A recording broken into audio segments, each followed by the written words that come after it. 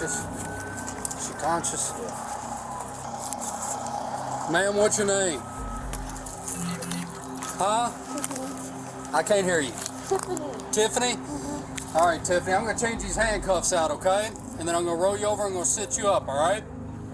It was November 2023, and police were responding to a call made by a concerned neighbor. Officers were clearly confused about what they were walking into, but then again, everybody was. But with the distressed mother lying on the driveway, and rumors that her 2 children were still inside the house and in danger, the situation quickly turned serious. However, while this chaos was unfolding outside, it tragically was already too late for them. And when police officers stepped inside Tiffany's home, that was when the story began to unravel. A story that you will soon come to realize is filled with lies, delusions, and deeply troubling clues.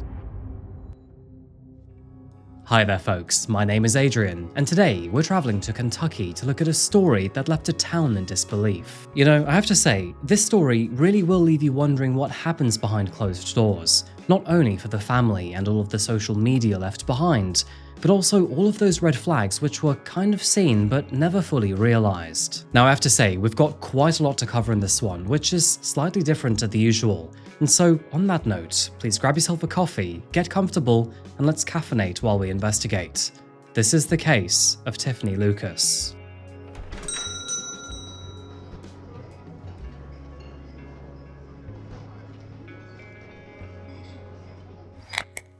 Welcome to the Bluegrass State, folks, also known as Kentucky, or the horse capital of the world. It is home to the world's longest cave system, hosts the oldest continuously held horse race, and produces more than 95% of the world's entire supply of bourbon, which, considering how big the world actually is extraordinarily impressive. However, Kentucky has a darker side too, because not only does poverty run deep here, but it's actually too deep to ignore, because with that comes a whole list of other issues too. We're talking about the brain drain, political division, and something that we'll touch later on in this video, the opioid crisis. Unfortunately, poor health is one of Kentucky's hardest truths to swallow. The state regularly ranks near the bottom in the country for overall health outcomes, which, as you will soon realize, feels especially relevant for the story that we're about to talk about. Because in many ways, this case is yet another casualty of those ongoing struggles, and it raises one simple question. When was the last time that you took your own health seriously? And I don't mean the kind of serious where you're up late at night doom scrolling and trying to convince yourself that you're fine or not, because trust me, we've all been there, including me, but I mean seriously. In fact, it was only a few weeks ago, and while experiencing RSI, which by the way just means sore wrists, that Google even suggested that I might be experiencing a heart attack, which, yeah, I somehow doubt. And with this story touching on both physical and mental health quite heavily, I think now is the perfect time to let you know about this video's sponsor, ZocDoc. The beauty of ZocDoc is that it makes looking after your health that much easier. It's a free website that helps you find and book high-quality and network doctors so you can find one that fits you. And with more than 150,000 providers across all 50 states, ZocDoc certainly has you covered. Whether you're looking for dentistry, eye care, primary care, dermatology, or one of the other 200 plus specialties offered, you can easily search by specialty or symptom to find the care that's right for you. Not only that, but they give you the flexibility and freedom too. Whether you want to see someone in person or via video, that is totally up to you. And their review and verification system lets you get a real sense of who your doctor is. Oh, and did I mention that when you're ready, you don't even need to phone them. You can just book instantly. Appointments through ZocDoc happen fast too, typically within only 24 to 72 hours of booking. In fact, you can even score same-day appointments. And so, be kind to yourself this year and look after your health. Go to ZocDoc.com/coffeehousecrime to book an appointment with a top-rated in-network doctor today. Thank you so much to ZocDoc for sponsoring this video, especially with how much health pivots on this story. And now, let's get straight back to our case today. Our case today begins on November the 8th, 2023, in a small city named Shepherdsville, when a horrifying call was made to the emergency services. It was on this morning that a woman had phoned the police and said that her neighbor had come to her door and then suddenly collapsed. And as you can tell in this recording, you can actually hear how frantic things were. County 911, where's your emergency? 219 Bentwood Drive, Shepherdsville, Kentucky, 40165. My neighbor just came up to my door and just passed out, and I can't get her to wake up. She's Okay, is she breathing? She is. How old is she? I would say in her early 30s. And now she's screaming that her kids are dying. I don't even know her name. The woman, named Tiffanie Lucas, was a 32-year-old mother who lived next door and was now lying on her neighbor's driveway, drifting in and out of consciousness. Her neighbors had no idea what had happened inside her home, only that this looked like a medical emergency and that Tiffanie might be in serious trouble. While one of the neighbors stayed by her side, another neighbor walked towards the Lucas household, heading straight towards what could be possible danger. The man knew that Tiffanie had 2 children inside, and so, whatever was going on, they could possibly be in harm's way too. But tragically, little did they know that it was already too late. Within minutes, police officers arrived at Bentwood Drive. They rushed into the driveway and then kneeled beside Tiffanie, but moments later, then realized that the real emergency wasn't outside. It was actually inside with her children. Following the neighbor's husband, deputies then moved carefully through the Lucas household, calling out as they cleared each room. As they walked through, everything seemed quiet and maybe even calm. That was until they reached one of the bedrooms. On the bed and lying side by side were Tiffany's 2 sons, that being 9-year-old Jaden Howard and 6-year-old Morris Baker Jr., also known as Peanut. What happened next is too disturbing to show on YouTube, but in short, although both boys were still alive, they were only barely clinging to life, and that is because it appeared that they had been shot 4 times in total. Police officers shouted for the paramedics, who rushed in to then desperately try to save both of the boys, and within minutes, both of them were on their way to a local hospital. Once they were gone, detectives then focused their efforts on trying to understand what precisely happened in this bedroom, and soon enough, they concluded that this must have been an act of double homicide. But outside of that bedroom, something, or rather the lack of something, really stood out. They suddenly realized that there were actually no signs of an intruder, and there was no evidence to suggest that anybody outside of the family had even entered the property that morning. The windows were fine, the doors hadn't been tampered with, and the locks were still intact. So, what was going on? What this meant, or at least suggested, is that none of this had actually come from outside of the family home. And of course, that left only one person remaining: the boy's mother, who was now lying outside on the driveway. It's kind of a very grim and uncomfortable realization, isn't it? And on that note, this story suddenly became a whole lot darker. The neighborhood was stunned as ambulances tore down the street towards Louisville and officers wrapped the home in police tape. You could see the confusion on neighbors' faces. What precisely had gone wrong inside that house? Who was hurt? And why was Tiffanie lying there in handcuffs?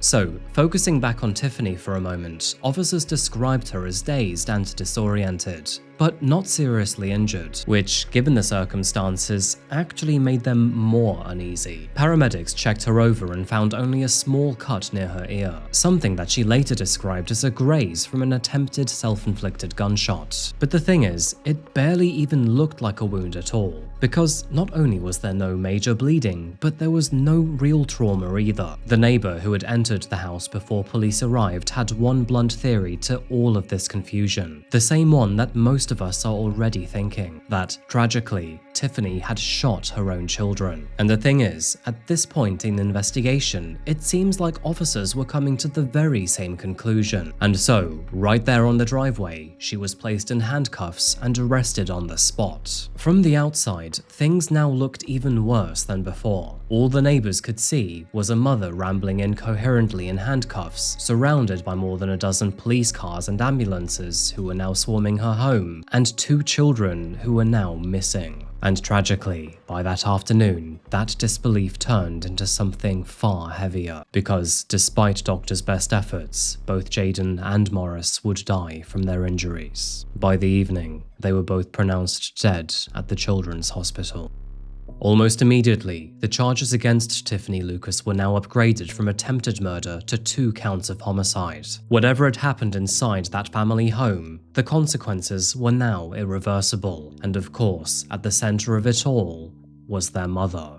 So, with that said, who precisely is Tiffanie Lucas? Well, Tiffanie may have looked like a fairly ordinary single mother who was doing her best, but let me be not the first to say that she wasn't. Her Facebook page, which is filled with selfies and school photos, show exactly what you'd expect from a proud mum who also maybe has too much confidence. We'll get to that in just a second. In fact, only 6 months before the deaths of her sons and on Mother's Day, she wrote that they were always together and never apart, and called them, quote, 3 souls and 1 heart, adding that she wouldn't know how to smile or survive without them. There were plenty of photos of them hugging, wearing matching outfits, and all the rest. I mean, there are quite literally hundreds of photos here. And the thing is that if you only knew her through social media, you would probably think that she is a tired but loving mum. However, it is also obvious that she was trying to promote herself left, right, and center. If you go back far enough in her social media, you can actually see that she was trying to get into fitness and modeling, and there are plenty of pictures of her in semi-professional photo shoots at best. Tiffanie would also share sneak peeks as if it actually meant something, because seriously, who cares? And she would also call herself a bad little vibe.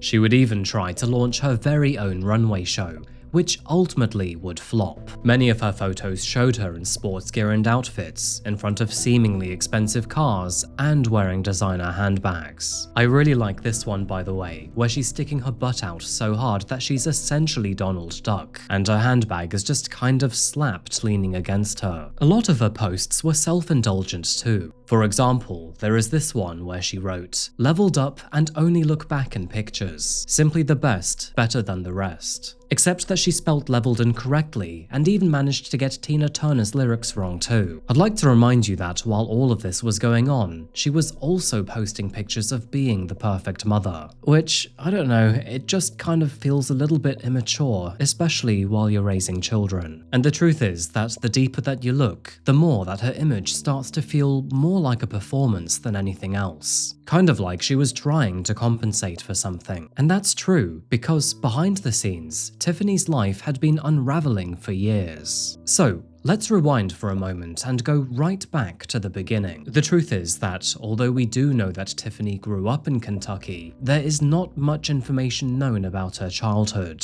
What we do know, however, is that she had Jaden on March the 13th, 2014, with a man named Jurel Howard. Morris followed a few years later in 2016 with a different father, and although Tiffanie would never stay with either of these two men, we do know that both boys remained close to their extended families. And then, only 3 years after Morris was born, tragedy struck in 2019 when Jaden's father, Durrell, was shot and killed in Louisville. Now, strangely, that case was never solved, but there is no evidence to suggest that Tiffanie was actually linked to his murder. I have seen a few news reports try to clickbait and pivot on that and say that maybe she was connected to it, but honestly, I can't see it. All of a sudden, Tiffanie was left to raise Jaden and Morris all alone and without much support. And honestly, from that point onwards, life really did seem to steadily go downhill. In the year 2016, and at only 25 years old, Tiffanie opened a small convenience store in West Louisville called Miss Tiff's One Stop Shop. In fact, she even appeared in a local news segment to talk about it, and there's footage of that here.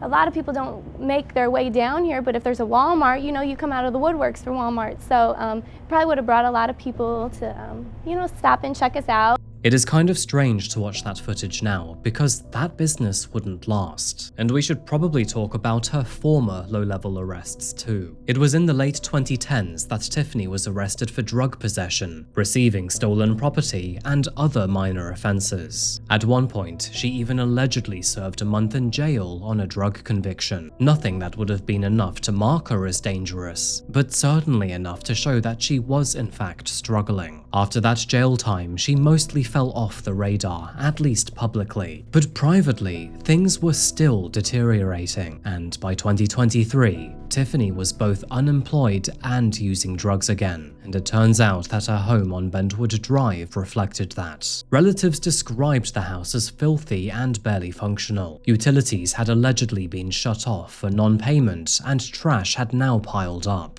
Apparently, family had even seen eviction notices sat on the countertop. By now, Tiffanie and the boys were essentially living in survival mode. However, online, she would still paint the perfect picture. Now, any of my regular viewers will know that we've been here time and time again, but those glitzy and curated images seen on social media versus the actual gritty reality behind closed doors could not be any further from the truth. And so, this is a reminder to all of you today, but please never compare yourself to anyone online, because the truth is, it is rarely the full story. Anyway, as it turns out, Child Protective Services had even been called to the property numerous times in the previous months and years, not only by concerned relatives, but by worried neighbors too. In fact, at one point, Morris's aunt even gained temporary custody over both boys when the authorities believed that Tiffanie was making the home unsafe due to her drug abuse. And looking back, they were right on the money. Now, eventually, both boys were returned to their mother, but rather than lean on her family for help and support, Tiffanie grew increasingly isolated. Both friends and relatives described her pulling away, becoming ever increasingly paranoid, and talking about very strange things. Strange things like people were stalking her, that both Facebook and YouTube were controlling her children's minds, and even that the Wi-Fi was somehow manipulating her thoughts. Now, of course, on the outside, none of this was actually visible to anyone. However, behind closed doors, things were quite evidently slipping. By 2023, things were well and truly collapsing for Tiffanie. With her business now closed and no stable job ever since, she was essentially financially broken. And although she was receiving some benefits from the state and support from one of her children's fathers, she was still deep in the red. And so, couple that with her deteriorating mental health and a returning addiction to a range of different drugs, well, you certainly have a recipe for disaster. To be more specific here, Tiffanie had become addicted to opioids. And although she would abruptly quit them, even that was not a good idea, because it turns out that sudden withdrawal to opioids can trigger extreme anxiety, paranoia, insomnia, and, in severe cases, psychotic symptoms. It was actually around this time that Tiffanie had grown paranoid again, believing that Wi-Fi and video games were actually controlling her children. She believed that their minds were now being altered and that something unseen was influencing the household. And by the way, this wasn't just too much Fortnite or too much YouTube,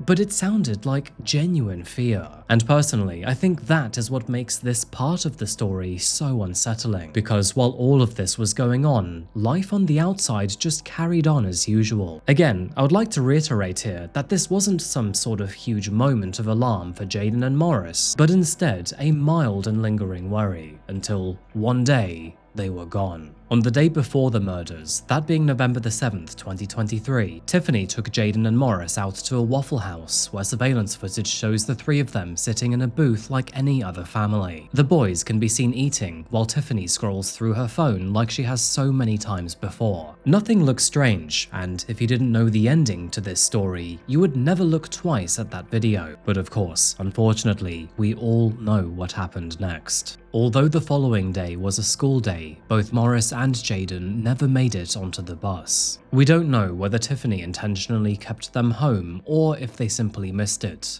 but what we do know is that hours later they were dead.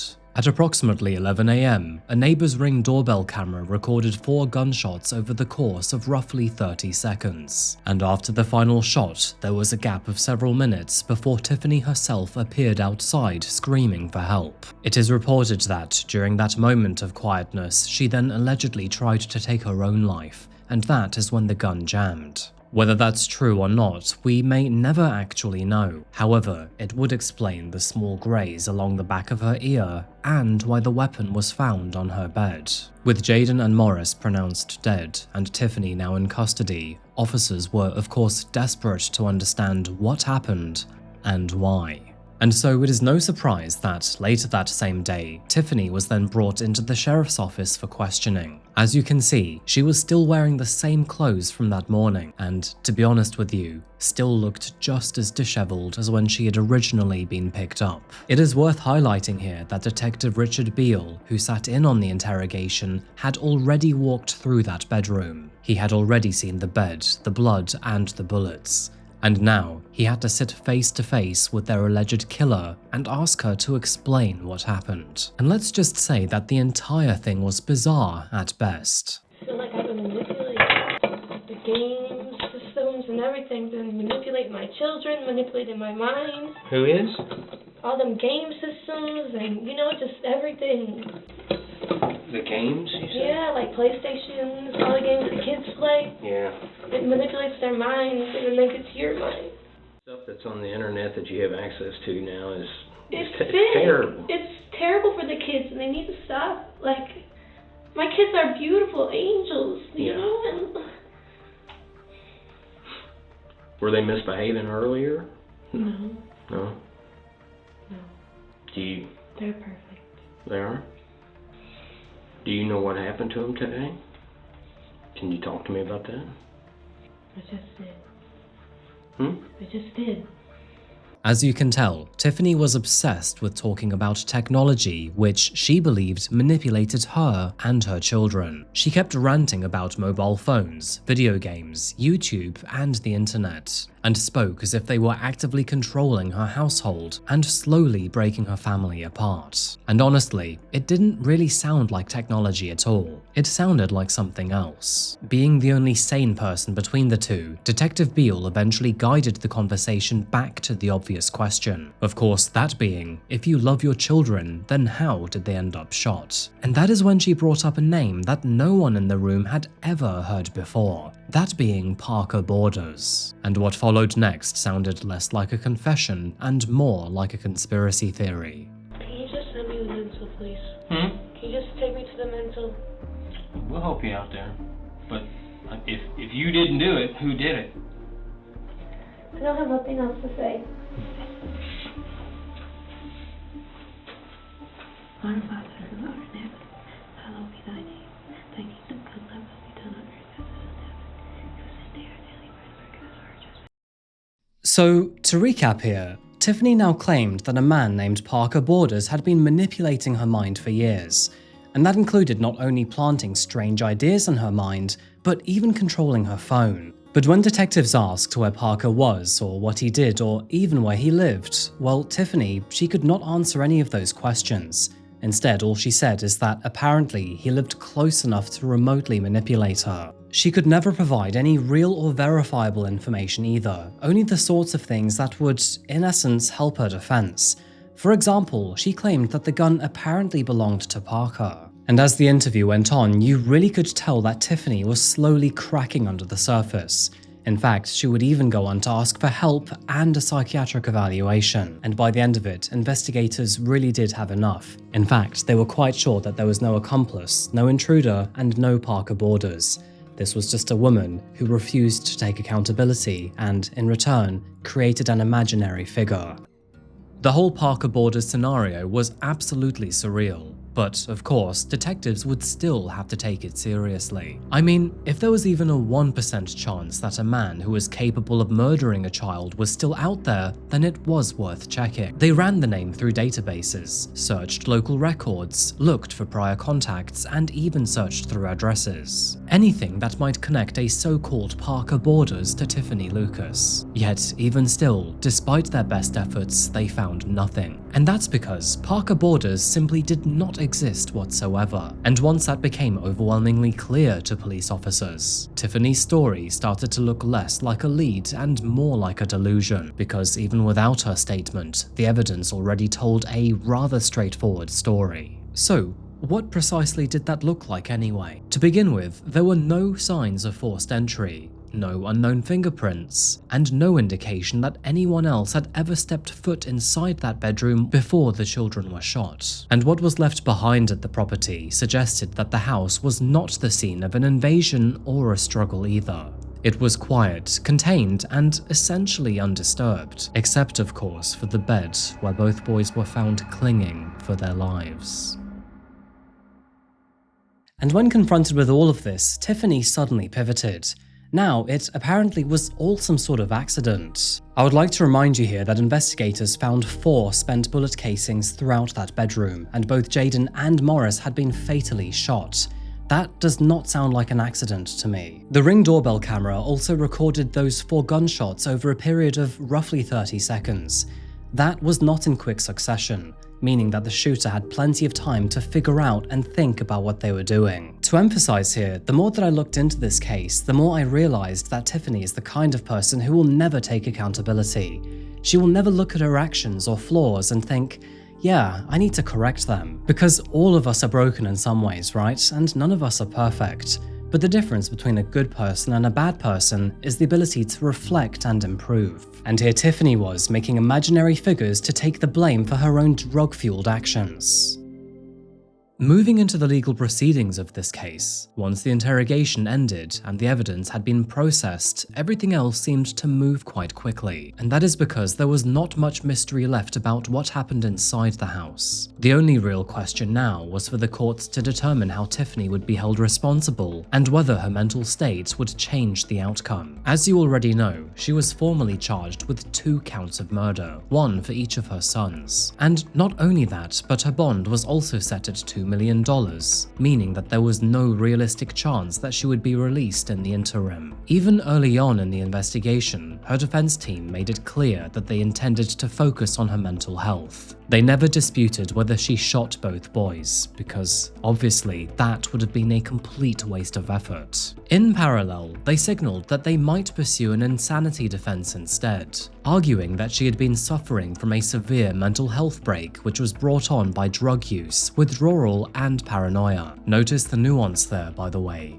Drug use, not abuse. They also claimed that she was not fully grounded in reality at the time of the shootings, and that her thinking was distorted enough to qualify as a mental disease or defect under the law. However, an insanity defense is, of course, a gamble. It requires multiple evaluations, expert testimony, and a huge amount of persuasion. And given the physical evidence, her behavior after the shooting, and the fact that she immediately tried to shift blame, it was never a strong case to begin with. And then, all of a sudden, about a year after the murders, the case would take an unexpected turn when, instead of going to trial, Tiffanie would plead guilty. Of course, this was a shock to many others, especially for someone who had initially invented imaginary culprits. Oh, and when asked directly whether she was pleading guilty because she was in fact guilty, she answered yes, and observers described her as both emotionless and cold as she said it. Tiffany's plea was open, meaning that not only was there no negotiated deal, but the sentence would be entirely up to the judge, and that she was effectively placing her entire fate in the court's hands. During the sentencing hearing, relatives of both Jaden and Morris filled the courtroom and delivered some of the most harrowing victim impact statements that I've ever heard.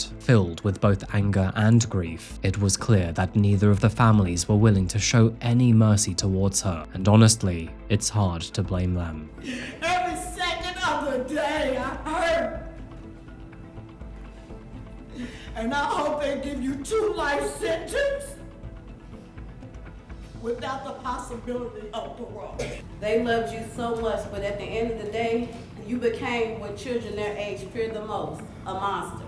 To both of those families, they concluded that Tiffanie had been selfish long before the murders of her 2 young boys. She was selfish in her addiction, selfish in the years of neglect, and selfish for consistently placing herself before her children's most basic needs. They believed that her addiction and her choices had put both boys directly in harm's way, and that if she had simply put both of them first, then she would have accepted their offers in looking after them while she got herself clean. Meanwhile, her attorneys reiterated that she'd been experiencing powerful delusions and a psychotic episode during the murders, again referencing the idea that she had then tried to take her own life afterwards. And although the judge did not ignore that argument, he would also not soften his language or his stance on her. Instead, he spoke about what it really means to be a parent, not merely providing just food and shelter, but safety and protection too. In the end, the judge imposed the maximum sentence available, that being life in prison on both counts. And so now, Tiffanie is basically as good as dead on the outside. I do have to say here that technically, Kentucky law allows parole eligibility after 25 years. However, the prosecution were quite blunt about the odds, because in a case like this, with a mother killing her own children, the chances are practically almost non-existent. And so, as she was led out of the room in handcuffs, the legal process and, effectively, her life was now over. I think this story hits a little bit harder than most, because this wasn't some fraud scheme or some love triangle gone wrong, but two innocent children that had no control over their destiny. In the weeks and months that followed, Shepherdsville didn't quite feel the same anymore, and there was this thick sorrow that just seemed to hang in the air. By the way, that thick sorrow really does have a feeling, and I speak about that from recent experience. It was only 2 days ago that I visited Bondi Beach in Sydney, where a mass shooting happened just last month, and you really could feel that sadness in the air. And for Shepherdsville, I imagine it really did feel like the same kind of grief.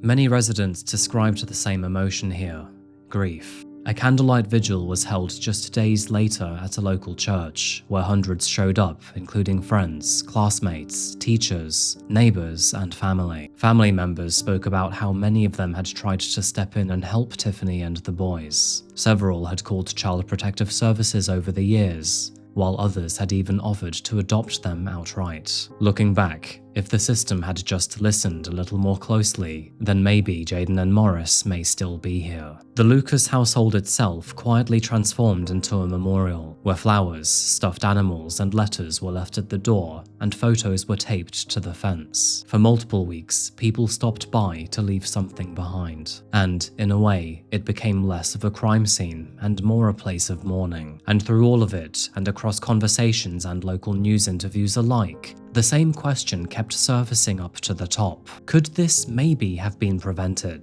The truth is that there is no easy answer, and cases like this rarely hinge on one missed moment. They are usually the result of dozens of small failures. And this one was, of course, no different. Jaden Howard was only 9 years old when he was murdered, old enough to be independent and look out for his younger brother, but still young enough to get excited about things like video games and school field trips. Family members describe him as gentle and protective, and the kind of kid who naturally stepped into the big brother role. He liked sports, being outside, and doing anything that let him burn off energy. And Morris, or Peanut as everyone called him, was only 6 when he died. Smaller, louder, and always trying to keep up with Jaden, he was a little rocket of a child. He loved animals, soccer, and tagging along behind his brother like a shadow. And if Jaden went anywhere, well, Morris wasn't far behind. Every photo of them, even the ones taken by their mother, told the same story. And although Tiffanie may have recorded moments for social media,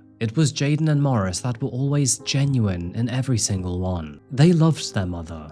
And of course, they loved each other. After their deaths, the school set up counseling for classmates and created small memorials in their honor. And at the vigils, people shared simple memories about how polite they were and how Jaden would hold doors open for adults like a true gentleman. It's kind of strange, isn't it? If you look at Tiffany's social media, all it is, well, rainbows and sunshine. Because from the outside, all you saw was a happy mother who really had it together. But once again, social media really can be just nothing more than a facade, because deep down, Tiffany's world was broken. You know, I actually do believe that she deeply regrets what she did, and she never even really meant to do it. But at the end of the day, that doesn't matter, because either way, 2 young boys' lives are gone forever. This case really was senseless, but as always, I'd love to know what you think about this one, so please do share your thoughts in the comments section down below. Thank you again to ZocDoc for sponsoring today's video. Go to ZocDoc.com/coffeehousecrime to book an appointment with a top-rated in-network doctor today. Anyway, I'll be back again next week for a new video, but until that moment arrives, remember to look after yourselves and each other. And of course, stay safe and stay curious. Thank you, and goodbye.